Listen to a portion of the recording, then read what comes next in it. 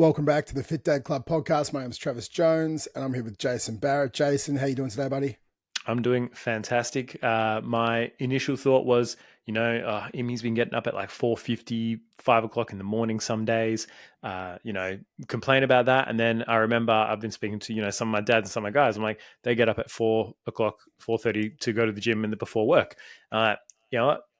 Probably fine. Probably fine. So you know what? Regardless of the early morning wake ups for me, doing great, doing fantastic. Got a new setup, loving life, and sun is shining, birds are chirping, and my back isn't sore. So getting back into the swing of exercise as well, which has been good. I saw you got your first 5K back on the board today as well.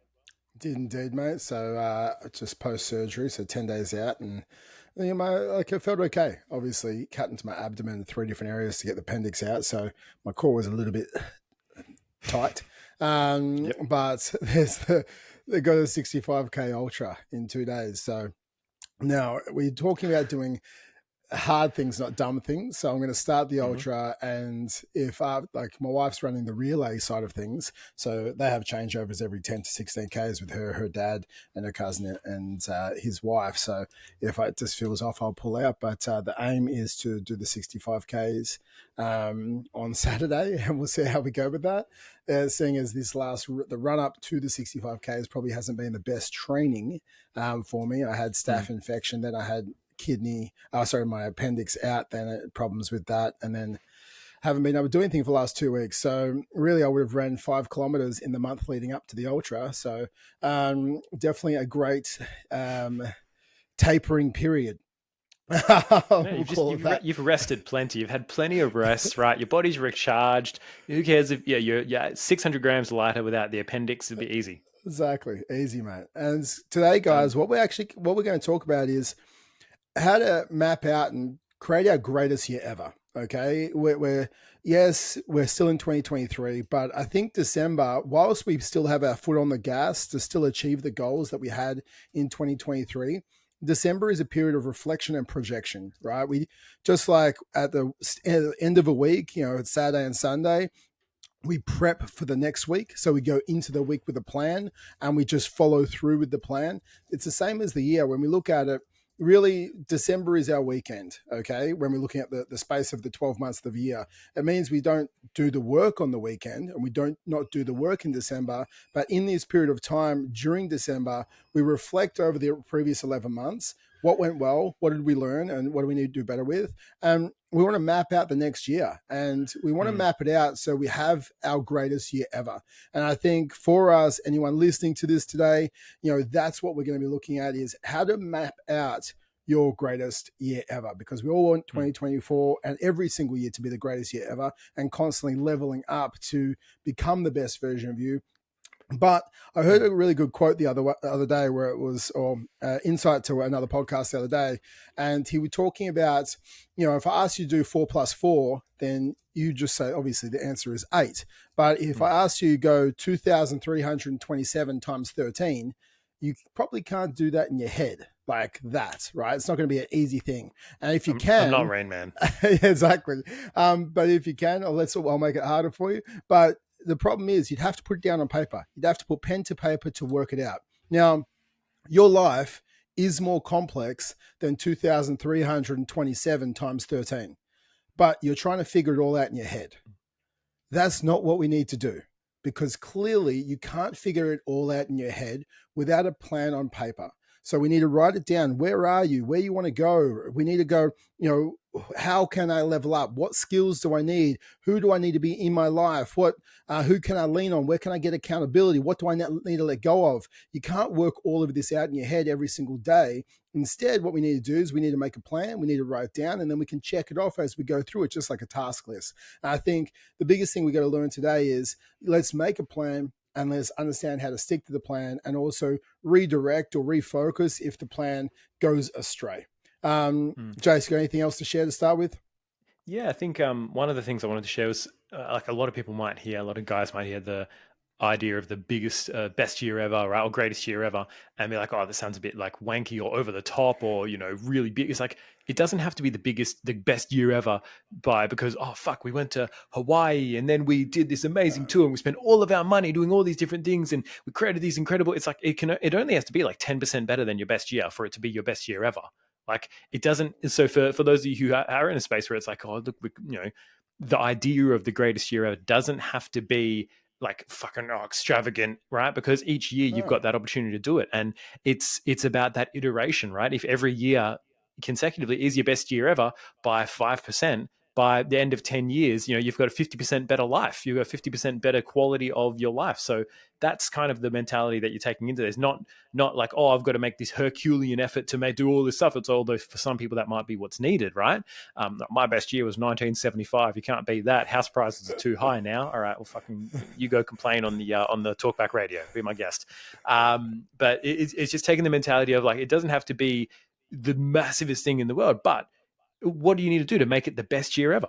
Right? It doesn't have to be the best year by 100%. It can be it by 10%, but that's what we're going to go through today is finding that out. And as you said, December is kind of like the weekend. I feel like December is kind of like the Saturday, and then January is kind of like the Sunday. At least like the last half of December feels like Saturday.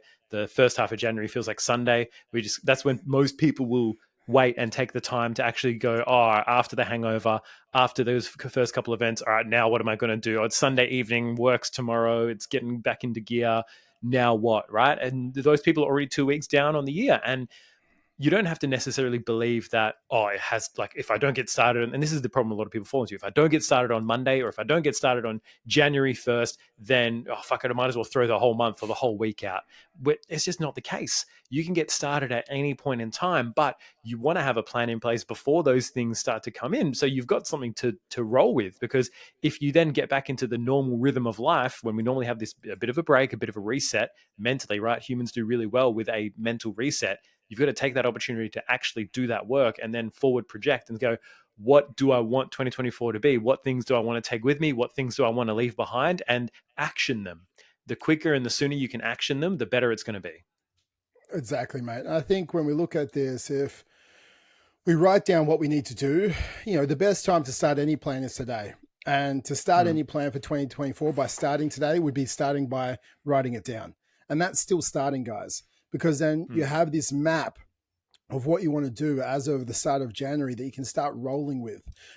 So to start with, to create the greatest year ever, what we need to look at is we need to reflect back on 2023 and go, okay, if it was the greatest year ever, next year, what happened this year? And when we're looking at the big three, as always, it's our health or our energy, our work or business, and our love and relationships. So if we look at the three, what were the things that maybe, were great, and what things did you implement this year that you want to take into next year? Maybe you started nutrition tracking. Maybe you started going back into the gym. You're like, you know what, that was a really good win this year. I'm going to take that into next year. Maybe you started doing a date night once a week with your partner. Maybe you started doing something with your kids once every 2 months, or, having some date nights with either of your kids, like once a month when you take them out and some bit of one-on-one time. Like, I'm not sure what you started this year, but the things that were winning, I want you to go put that on a notch on the piece of paper. I want you to carry that over to next year, because if we keep the wins winning, we don't want to break things, we don't want to fix things that aren't broken, right? But then we have to go, well, what are the things this year that distracted me? What are the things this year that led me astray? What are the things this year that didn't optimize me towards becoming the best version of me? And maybe it was your, dealing with frustrations. Maybe it was your, you got overwhelmed and you put your head in the sand when you fell off the plan with your nutrition. And you're like, nah, I'm not going to do anything about it. And you went MIA and you just gave up. Okay, maybe that was that. It's like, no, I can't do that next year. This is the plan I need to do to make sure I get over that. Maybe with work, you didn't have the growth you wanted, and you have to go, okay, well, did I, increase the skills that I have, or did I, what value did I add to the business, or, with my business, if I didn't grow it as much, well, where didn't I put in the effort? Was it in marketing or sales, or where do I need to learn, or what knowledge do I need to acquire, or what accountability do I need to have? So we need to look at these big three, reflect on the wins, and look at, okay, what areas or what things am I going to carry across? And then I also need to look at, where were my losses this year, and how can I either cut them out Or how can I make sure that I don't have those losses again? Like what strengths or what skills do I need to grow? Or who do I need to bring into my sphere of influence to make sure I can grow those things as well? 100%. I think that reflecting and projecting is something that too many people don't do enough, right? We talk about it on a weekly basis in terms of your health and fitness, like taking Sunday to be like, all right, well, what went well in my health, what didn't? And the people who are the most successful in life are people who consistently get feedback from their life and feedback from how did their business do? How did their, most recent sales push do? How did, all of these things? What are the most important factors in your life? And if you have a series of things, you've got your relationship, you've got your work, you've got your health.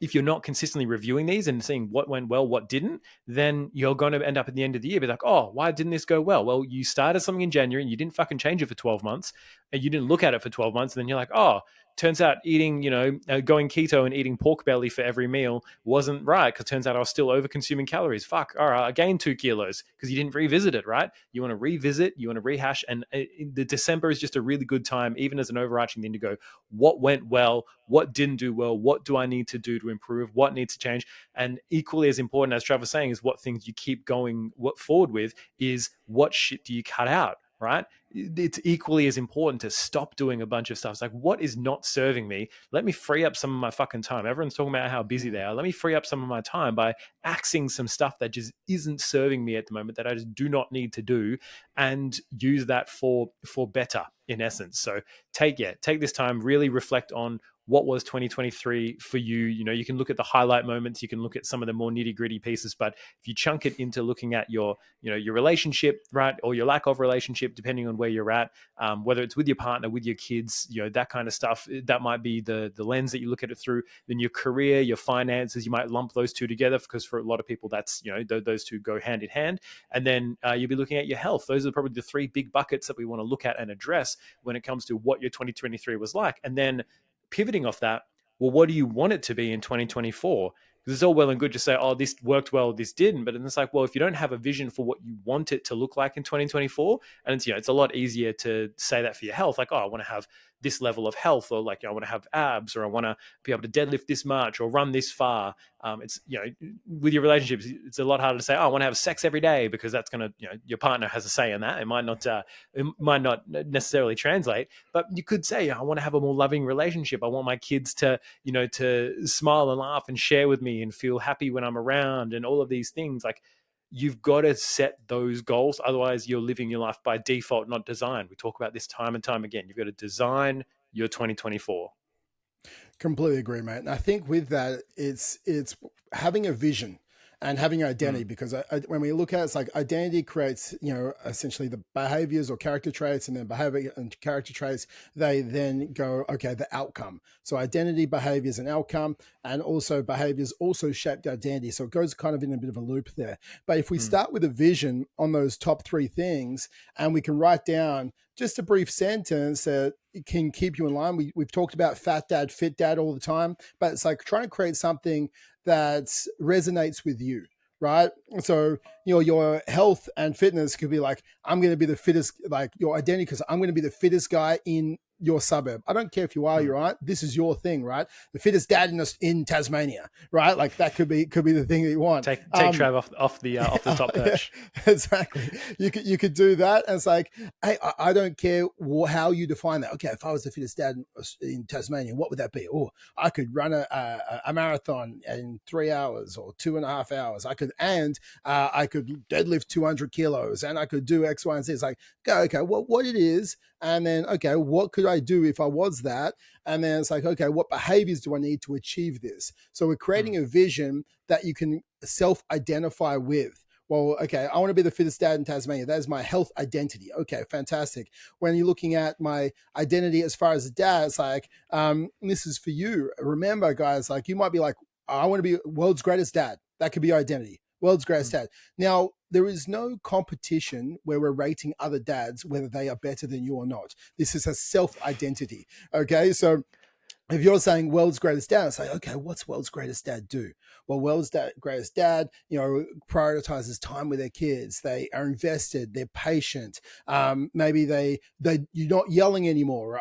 I'm not sure what you go through or what you don't go through, but you have to identify, what does world's greatest dad do, and what does world's greatest dad not do? And it's like, okay, cool, these behaviors work. And then if the outcome from doing these behaviors, well, we have more connection. I have a better relationship with my kids. It could be like world's best husband, Australia's best husband. It's like, what's that do? Like, one, there could probably some behaviors like maybe take out the trash, or maybe you have a conversation with your wife. Maybe you understand her love language rather than just buy her gifts whenever you fuck up. Like maybe, I mean, her love language could be gifts. You might be doing it right. You might be doing it right. Who knows? You could be by default doing it right. But when we look at this, it's like maybe you read a couple of books. If your relationship isn't going right, like, oh, I've done everything, I don't know what to do. Like, have you read a book about relationships? Oh, I haven't done that. It was like, okay, start there. You haven't done everything yet. Because like you haven't done everything. So no matter what area of your life, we can always improve. So it's like world's greatest husband looks like that. And like whatever your identity is with work, it could be a salesperson in a company, and it could be like 30 other salespersons. And my identity is I'm the greatest salesperson at Optus. Like, I don't know where anyone works, but have your label, create your identity, and go, what are the behaviors around that? It's like, maybe you get in before 15 minutes before, maybe you leave 15 minutes after, maybe you don't get distracted by the water cooler talking to people. Maybe you upskill yourself with a new sales book once a month, or maybe you do a sales course where you can increase your skills and knowledge around that area. But it's like, the best salesperson at Optus, what do they do and what do they not do? And go, okay, well, I need to stop doing this. I need to start doing that. So what we have is we have a vision that you want to align yourself with. Okay. Because if you have this clear vision, I'm very big on like visualization as well, because like you can see yourself. Like if I was like world's greatest dad, I can close my eyes, I can see my kids laughing with me, I can see my kid like doing the tasks or doing the behavior, I can see me coaching Fan with soccer, I can see myself running with Jackson, I can see myself giving them quality time that they love and they need and they want, because kids spell love Time, right? That's how they spell love, time. Like they want your time. Like their love language is literally quality time. And not quality time while you're scrolling your phone. That is just time. That's not quality time. They want present time with you, not on the couch. They want you being there with them, doing the things that they love and doing it together. If they want to rob banks, like, don't do that. That's not good. You'll do quality time together in prison. Exactly, in prison. Yeah, get them off Grand Theft Auto.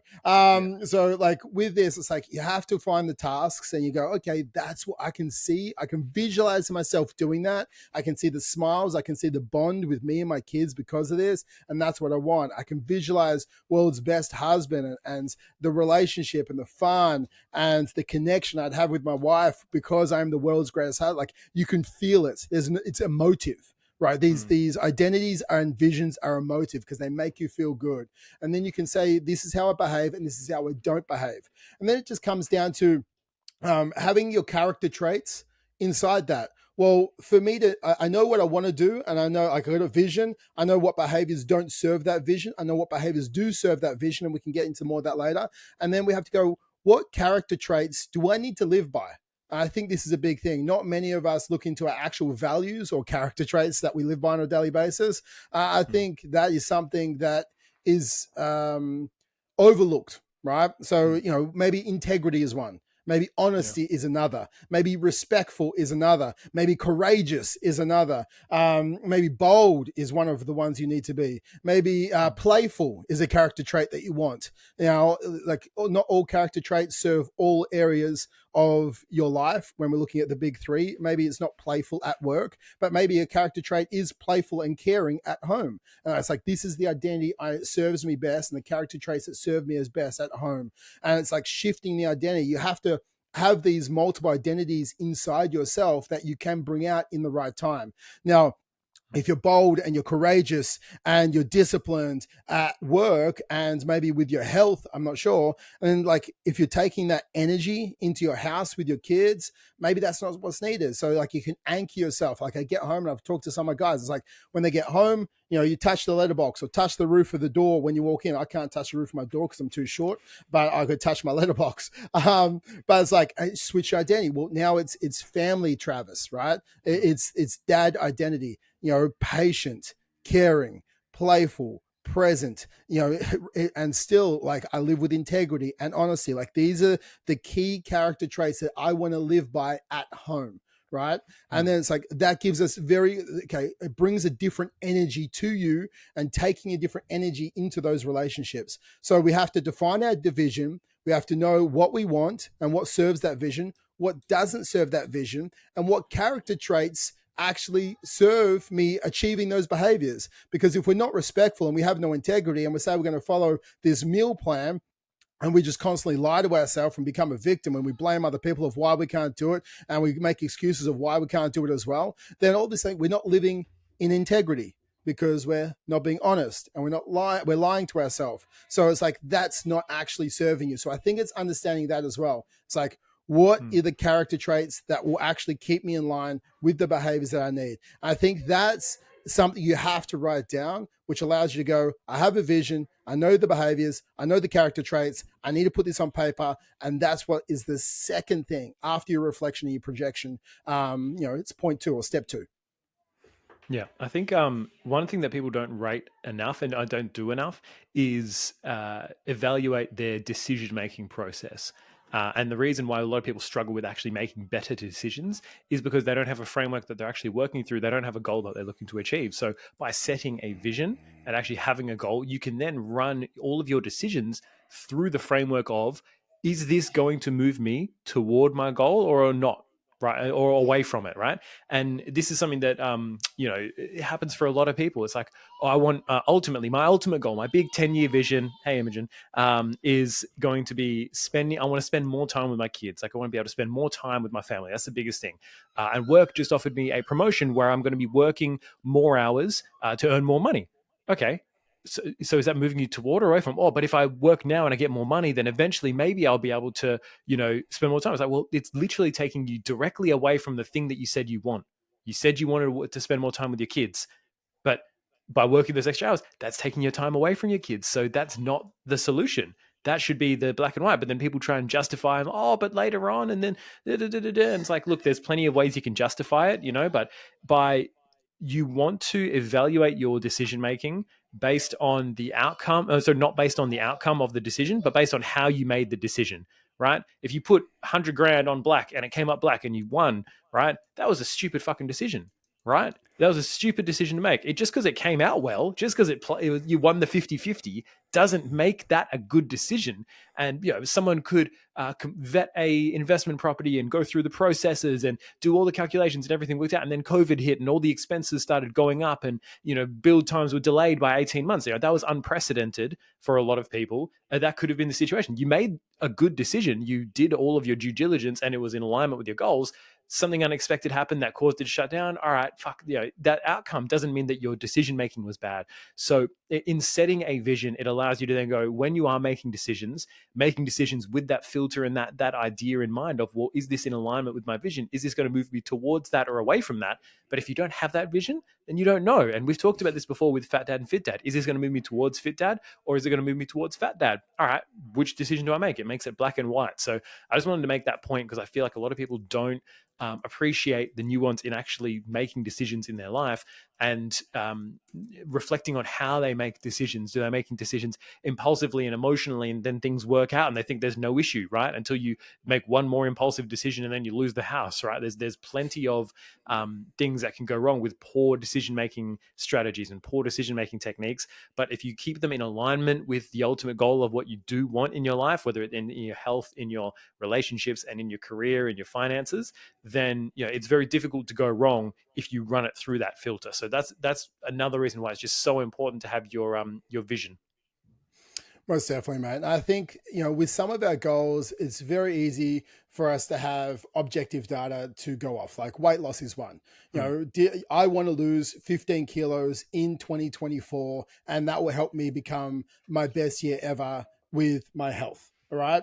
When we're looking at, with our work or our business that we have, I want to increase my, take home profit by $10,000, $50,000, whatever it is. Or I want to, work 10 hours less and make the same amount of money. Right. mm. So it's like, whatever it is, it's when we look at it, there's specific data we can look at and you go, this is objective data. I can base it. Did I achieve the goal or did I not achieve the goal? Now, when we're looking at the other ones, which are more subjective based data, it's like world's greatest dad. It's like, how do you rate that? Right? World's best husband. Like, how do you rate You that? print out a little sheet, you give it to your family. It's scale 1 to 10. Literally, rate me. Yeah. You got a 360 feedback review. But honestly, Jace, it is something similar to that. You have to translate yourself at the start right now. Well, if my goal is to become world's greatest husband or world's best dad, like what would I rate myself at right now? Like, do I have a date night or date day each day with each of my kids separately once a month? Yes or no?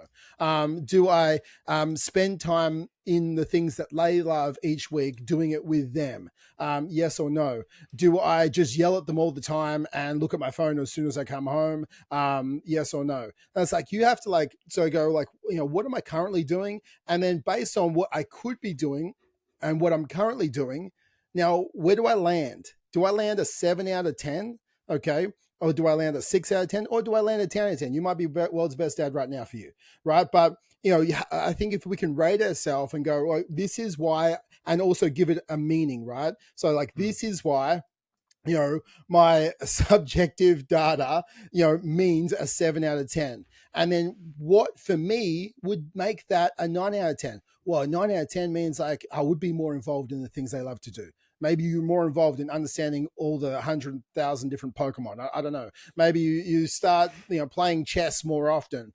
Maybe you start doing physical activity with your kids because they love soccer. So you get into soccer so you can relate and have more fun and meaningful conversations with them. So it's like, okay, well, if I did these three things, that would push me to a 7 out of 10 to a 9 out of 10. And that would be my best year ever as a dad. And again, if you're a 4 out of 10 right now, you don't have to leap to a 10 out of 10, as Jay said before, right? You might go from a 4 to a 7. It's still best year ever as dad. And then next year after, 2025, you might go from a 7 to a 9 or a 7 to a 10, right? It's just constant leveling up every single year. You don't have, if you're spending no time right now, it doesn't mean you have to spend 3 hours every single night with your kids. It doesn't have to be black and white. There is gray. And in the gray is where we shift. And having this data, now we can objectively go, did I do this or did I not do this? And now it is black and white. Now you can say, was I world's greatest dad by my own terms, right? Because this is all it is. It's like living life on your terms, guys. So based on my own terms, was I world's greatest dad? Or was I world's greatest husband is the other one. What does he not do? What does he do? You have to, again, rate it out. Do you go to the pub every night? Or do you take your wife out on a date night? Do you have a weekend away once a quarter? Do you spend some quality time every single night and converse with how their day was? Do you understand their love language and act in accordance to their love language so they can feel that, they actually mean something to you? They're not just there as a caregiver to your children. Just get a nanny. Exactly. So you have to understand, write the words out. What does it mean? Am I, what does it mean if I'm not world's greatest husband? What does it mean my actions if I am world's greatest husband? And this would move me from a 7 to a 9. And then you can clearly go, this is what I need to do on the daily basis. I think so. Vision, identity, character traits, and make it specific for those subjective, objective measures so we can actually identify, am I in line or am I not in line? And then we can start to move forward. We've sort of mapped out this big page. It should be about a page right now. If you're pressing play, rewinding, going back and forth, do you rewind these days? You just scrub back on the YouTube or the on the podcast, and you want to listen. You want to write this down because this will actually change your life doing these things. Or at least what you're doing is you're actually putting time into the fact that this is your life. 2024 is going to come and you're never going to get 2024 again.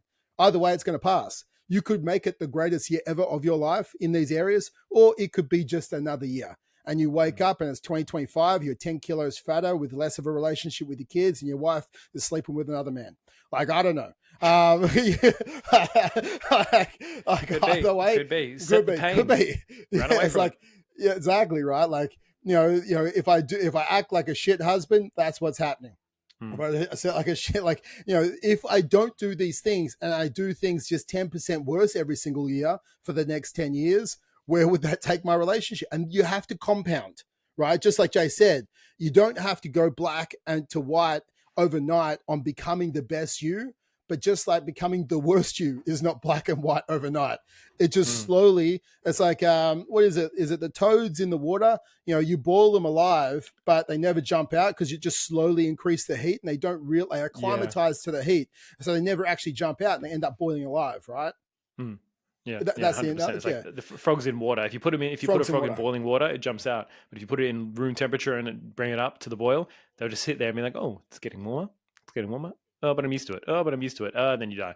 Right? It's in a more extreme circumstance, right? It's those little increments that make guys gain weight. It's why women will stay in domestic violence situations oftentimes as well. It starts out fine, and then one little thing. Oh, he said he'll never do it again, and then it kind of escalates and escalates and escalates. All of these things, they start small and they start with one little transgression or one little step over the boundaries. And this is why you have to really be clear about what you want and clear about your boundaries and what you will and won't accept in your life. If there's shit that you're just kind of letting it get away from you and that's all right, I'll work on my health next year. It's like you'll have less years left to work on it the longer you leave it. And that's true for every area, but it's especially true in health, which is kind of why that's the focus of what we want to talk about as well. Because like if you don't have your health, like health is wealth. Everyone knows that the more energy you have, the better your life is. The healthier you are, the better you feel, the more you show up in every area. But so few people will take the time to actually improve and work on that area.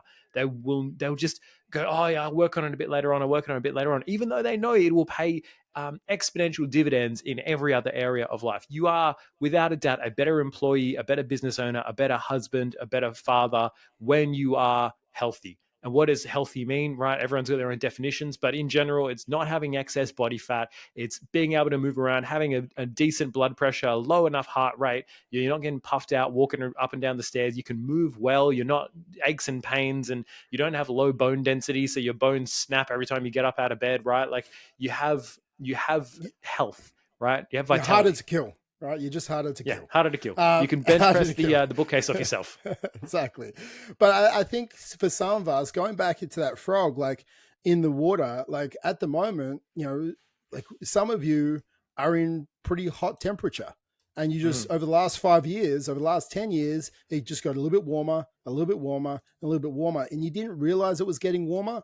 And then in another 5 years, you're at boiling point, right? Heart attack happens, right? You don't see your grandkids grow up because you got the diabetes, or you've got heart disease, or you've got something else happens because you let the room temperature water slowly increase to boiling point.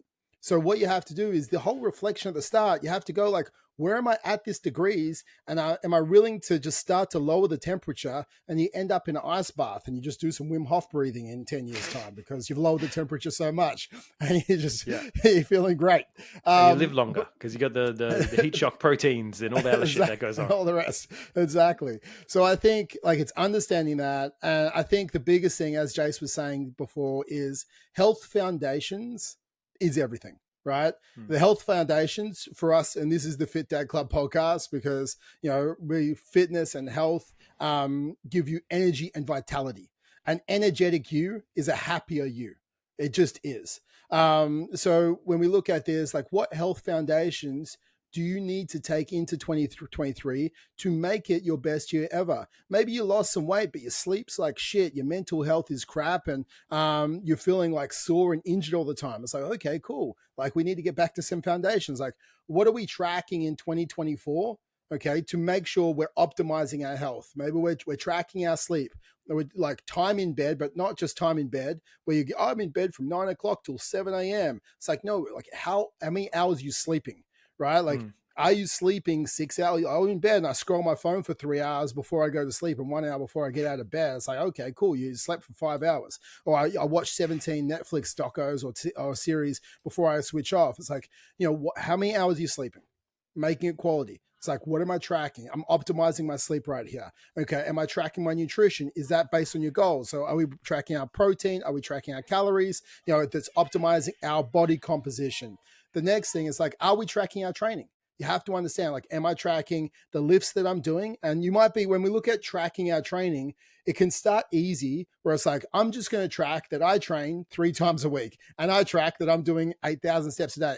And it doesn't have to be, your tracking can be as in-depth as you want it to be, depending on where you fit on the scale of, have I been training for 3, 5 years? Okay, cool. That means we should start tracking our total volume, reps times reps times sets by weight. Am I increasing my volume? Am I getting stronger? Am I running faster? Is my minutes per kilometer coming down? Can I run further? Then we can start tracking those metrics there. Or it could be just like, did I train 3 times a week this week? And did I hit a minimum of 56,000 steps across 7 days? Like, that could be like your base point starting. It can be as hard or as easy as you want. But I wouldn't say, if you're doing nothing right now, I would, like, people get it's like this paralysis by analysis, and then they start doing nothing because, like, oh, I got to hit my exact protein, I need to hit my exact carbohydrates, my exact fats, I need to make sure I'm tracking every single weight I'm doing, I need to track my supplements, I need to track my sleep, not just my sleep, I need to track my REM sleep and my deep sleep, and then I need to make sure that I'm having my blood pressure come down, my heart rate variability must be on point as well. We start to get so obsessed, and then we're like, people are like, dude, just go for a walk and stop eating a burger every night. Right, so it depends on where you fit on the scale and where you fit on the level of athlete you are, athlete inverted commas or quotation marks. It's like, where you fit on the scale is dependent on how much of the analysis you need to put into it. I think that's where I'm getting at. But we need to start tracking something because what we measure in life, we manage, and that's the biggest thing. So we need to go health foundations, tracking. And then when we're tracking, like, consistency, I think consistency is the biggest thing that's going to help you win 2024, Jace. Yeah, you need to have an action plan, and this is kind of a point that we wanted to a point that I wanted to, like, wrap everything up with, is about, like, being able to pivot, right, when necessary when it comes to your goals, and that's what breeds things like consistency. If you have the ability to pivot when you set your goal, all right, you know what, I'm going to train 4 times a week and it's going to be on these days, and then something comes up. Oh, your son's like, oh, I want to join tennis club, and tennis club meets on Tuesday nights, and I need you to drive me there. And then it's like, well, fuck, now I can't train on Tuesday nights. My whole plan's going out the window. Now I can't do my 4-day push pull upper body lower body split. Fuck, I'm done now. No, you just train 3 days a week. You just pivot where you need to pivot. The local freaking shops closed down, and now I can't order the things that I normally order, or HelloFresh got too expensive, so now I can't do that, or I can't afford the My Muscle meals. And like, all of these things are just fucking excuses reasons for you to pivot as opposed to give up.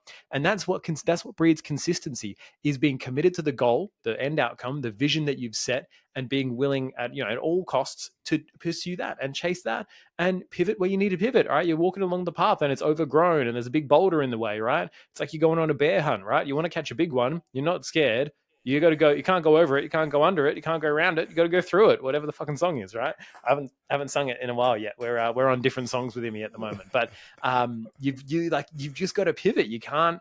You turn around and go home at that point. So in order for you to be consistent, you need to set goals and you set like a minimum floor for yourself of all right, I'm going to hit at least this. All right, as Travis was saying, I'm just going to track that I did 3 workouts. I've got a client who's absolutely smashing it at the moment. He just messaged me before. He lost another couple 100 grams this week. His current workout plan, given his time constraints, is in between like doing dishes and cleaning up the house, he'll drop down and do 20 push-ups and 20 like leg races or 20 crunches, and then get back up and keep doing housework. That's his current level of workout routine at the moment. Sometimes he'll be able to do that at work to have a bit of a break. He'll run around the corner. He'll got steel cap boots on. He'll do leg raises with those. I'm like, cool, that's like weighted leg raises. Love it.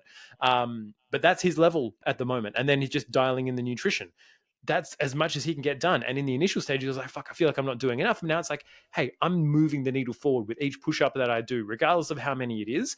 I'm doing something to move it forward. So, for consistency, you've got to set a plan that's not unrealistic. You've got to take into account your constraints. You've got to fit your plan in with your constraints, and you've got to be willing to pivot when you can. Sometimes things will be easier. You can get more sessions in. Sometimes they'll be harder. You'll get less. But as long as you keep doing something, that is the key to consistency.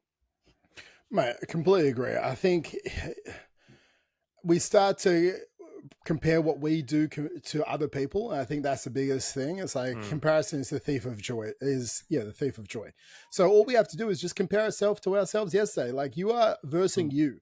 Your 2024 you is just versing your 2023 you.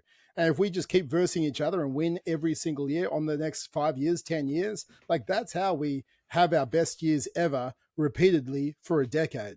So again, it's not doing everything. It's just doing just outside your comfort zone, right? Just that 5% outside your current comfort zone and just keep up leveling that.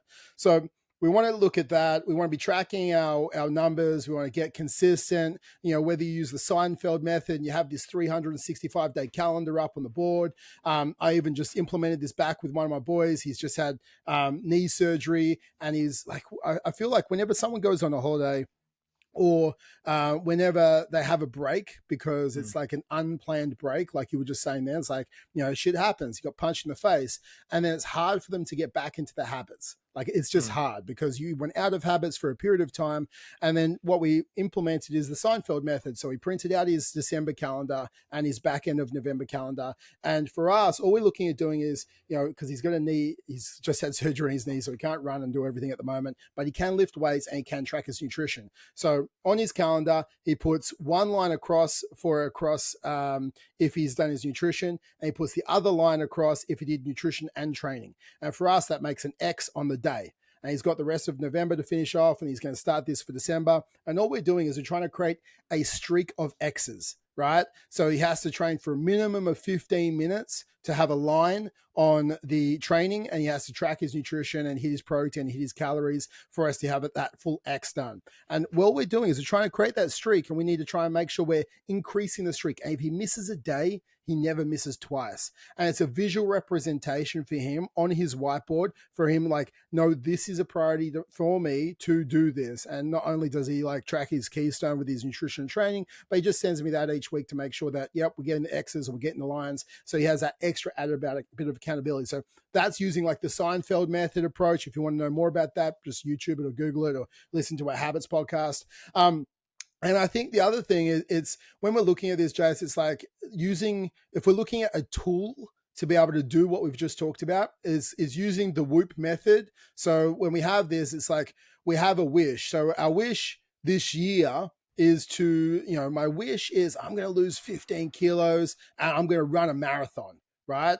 Okay, fantastic. Okay, what are the outcomes that need to happen for you to achieve this wish? Well, the outcomes, I need to, track probably 5 days out of 7 for the next 52 weeks with my nutrition, I would say as a minimum. I need to make sure that I'm running and I'm having a running plan. I need to make sure I'm following a strength training plan that I'm tracking and measuring and getting better at. I need to, have these plans in place. I was like, okay, well, my outcome is to nail this plan. And then the next part of Whoop, so wish, then outcome, but then we look at obstacles. Okay, what possible obstacles? Because you're looking over my next, okay, well, I've got an obstacle here. I've got to go away for 2 weeks. I've got an obstacle here. I had an obstacle, my appendix out. It's like, I didn't plan for that. You could plan for things like that. Sometimes you just get hooked in the face.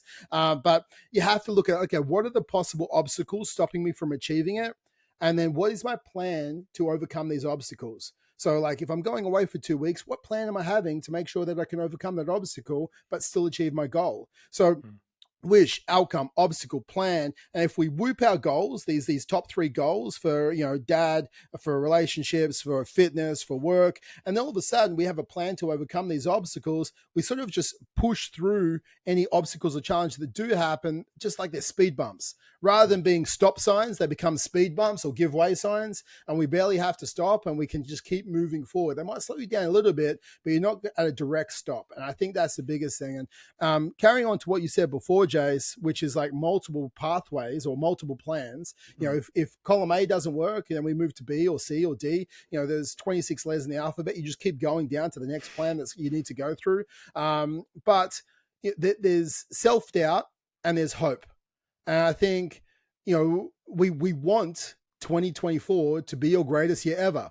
And that's hope, right? Like that's all it is. It's just hope. And some people don't like the word hope, and that's because they don't understand the proper meaning of the word hope.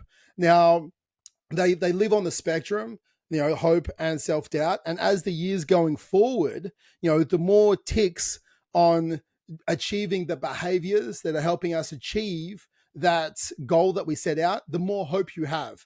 The more ticks in the column of not doing the behaviors that are going to help you achieve that goal, the more self-doubt that we have. Now, hope is simply having a power or a sense of agency, which means I have a sense that I have the power to control my life. That's a sense of agency. That's where hope comes in. If I have a sense of agency, I have more hope and I'm more hopeful because I believe I have the power. Now, the other part of hope is having multiple pathways. So it's having a sense of agency and it's having multiple pathways. Now, if you have the power and you believe you have the power to change your life and make it the best year ever, and then simply understand that if number A doesn't work, strategy A, you've got another 25 to go through, another 26 to go through, and just keep going through the list of different pathways. I don't even know if there's 26 or 27 letters in the alphabet. I can't remember. But you have, let's just, 25 okay, 26, 25 after A. You got 25 left, and you just keep going through. And if you get 26 deep and you still haven't done it, just keep going. Make up a new letter. I don't care. You do you, right? And you just keep going. The Greek alphabet. The Greek alphabet, just keep going, right? But I think what you have to understand is you need to have the belief in yourself because that is hope, right? And that's a sense of agency that you are in control, right? And then you just have multiple pathways to get there. And I think if we have that, that allows us to keep moving forward. And as you keep moving forward, that's a tick in the box. It's a tick in the box of the identity of world's greatest dad. It's a tick in the box of the identity of world's best husband, or, fittest man in Tasmania, the fittest dad in Tasmania, right? Like whatever box you're ticking, it's a tick in the vote of yes, because it's a column. And the more ticks that we stack up, remember, the quote from James Clear, be more concerned with your current trajectory than your current results. And at the start of January, your current results are going to probably be dog shit compared to where you want to achieve. But the trajectory of those ticks in January, you have 366 days next year because it is a leap year. Yeah, you get an extra day of tick. This is how you make it the best year ever, right? You're going to have a hard time topping 2025 because you got one less day. You got to do better. Exactly. You've got one more day to have an extra tick than this year. So with this, you've got these 366 ticks that you can stack up to have the votes that it is the identity that you're trying to achieve. It's just stacking votes, guys, because the outcome's going to happen. Be more concerned with your current trajectory than your current results, because the results will happen. The outcome will happen when we focus on the process. And the process is just stacking the votes with the trajectory you're getting. I think that is probably the biggest thing when it comes to consistency. So that's the health side of things, Jace. You got anything you want to share about that? No, I think that covers it fairly well. We've talked about health a lot, and I think if you at this point you're listening to this, health is important too. So you've just got to start by doing fucking something. Get clear on what your vision is, and just start by tracking the metrics, tracking the stuff that you know is important, and taking action is the biggest thing. When you think about being hopeless, that is when you feel like you haven't got any options, you haven't got a choice. But the thing is, you've always got a fucking choice. So you've got to start acting like it. The people that don't get the results that they want in life are the people that feel like they have no control, or they have no ownership or responsibility in their life. They're like, oh, everything's just happening to me. But you always have the ability to respond. And that's the stuff you've got to focus on if you want to get and see and keep these results in all these areas of life long term, right? And it's important to remember that a rising tide will float all ships. So even if everything else is going relatively well, the better one of your areas gets, the better all of your areas tend to get if you work on improving and growing it, right?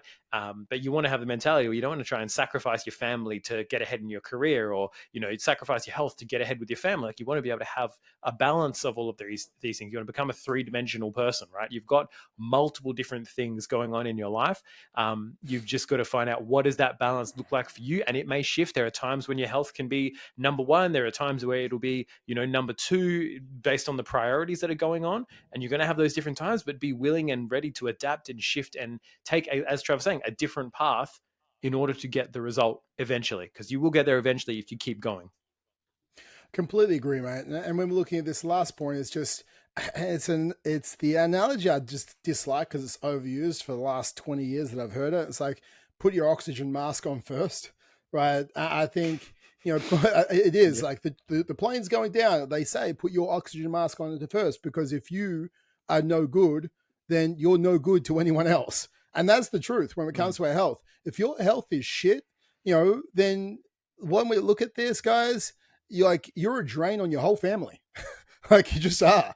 Like, Mm. because you can't do the things that need to be done for your family to be the best them.